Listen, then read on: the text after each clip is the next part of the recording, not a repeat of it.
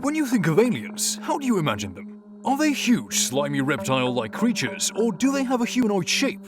Are they green, grey, or perhaps purple? The truth is, no one really knows what aliens look like, or if they even exist, but most of us have a similar idea of what they look like.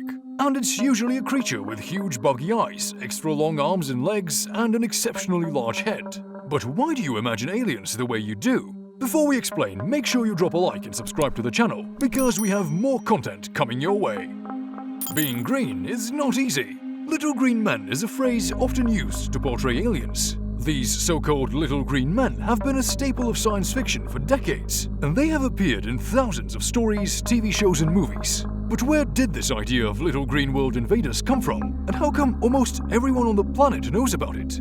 According to Arthur Evans, managing editor of the journal Science Fiction Studies at DePauw University in Indiana, that phrase may predate the notion of science fiction itself. A 2006 study published in SFS describes a folk tale of two children with green skin that was seen near the village of Woolpit, England. But that sighting happened in the 12th century, and the legend is known as the Green Children of Woolpit. However, the use of little green men in science fiction goes back to the 1940s, and the story My Aya's Little Green Men, written by Harold Lawler. The idea of small green-skinned aliens was further reinforced with Friedrich Brown's science fiction novel Martians Go Home that was published in 1955. But Brown's aliens weren't determined to conquer our planet and exterminate us. Instead, they wanted to entertain themselves by pranking and annoying people.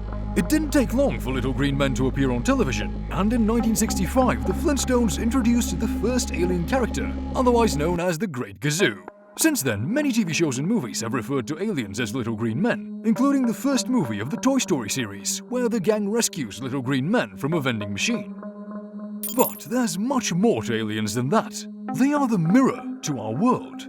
It might seem weird at first, but the use of little green men in science fiction says a lot about humans. According to Brooke Speck, a curator at the EMP Museum in Seattle, little green men are meant to display aliens as tricksters.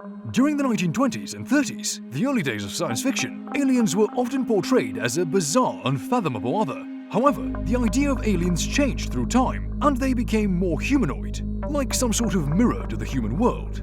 A few types of aliens appear repeatedly through science fiction, and they can all teach us a thing or two about our humanity, Peck said. Some aliens take a certain aspect of humanity and focus on it, and little green men are a good representation of that. Some characters, such as Uncle Martin from My Favorite Martian or E.T. from E.T. the Extraterrestrial, embody childlike wonder and innocence. Then we have the darker side of humanity, which is well represented by the reptile-like slimy creatures in the Alien movie series, or the ruthless Cleons from Star Trek.